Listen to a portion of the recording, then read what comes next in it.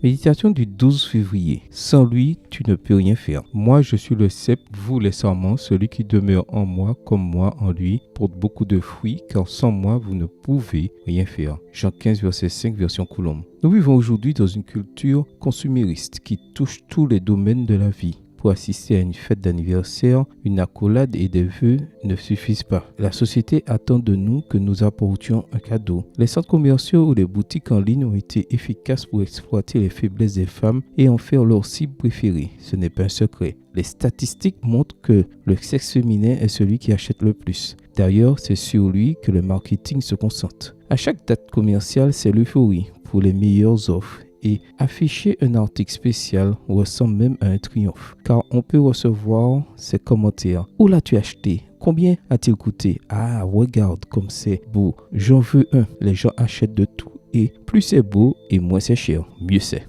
Quel contraste avec le plan de salut. Quand on entend que quelque chose d'aussi immensément bon est gratuit, on n'arrive pas à y croire. Ici, tout a un coût, même si c'est offert. Alors, pour mériter un don aussi immense, d'une manière ou d'une autre, l'être humain tend à faire quelque chose, à collaborer avec le Seigneur. Mais que peux-tu faire par toi-même? La déclaration du Seigneur, sans moi vous ne pouvez rien faire, peut sembler risible pour certains. Est-ce un défi? Une sorte de psychologie inversée? La réponse est rien. Absolument rien. Tout ce qui est bon vient de Dieu. Le meilleur que tu puisses faire sera toujours entaché par la contamination du péché naturel de l'être humain. Quel bien l'être humain peut-il faire par lui-même? Malheureusement rien. Le Seigneur a tout fait. Par sa mort sur la croix, il a payé le prix du salut. Il a envoyé son Saint-Esprit pour t'aider à obéir. Il est impossible à l'être humain de faire le bien par lui-même. Son unique garantie d'y arriver est de laisser le Christ effectuer en lui la bonne œuvre de transformation. Lui donner la possibilité de faire ce qu'il ne peut pas faire naturellement. Pour beaucoup, penser qu'ils ne peuvent rien faire par eux-mêmes peut sembler choquant, voire ridicule. C'est le Saint-Esprit qui génère dans ta vie les bonnes intentions et les bonnes œuvres. Le Seigneur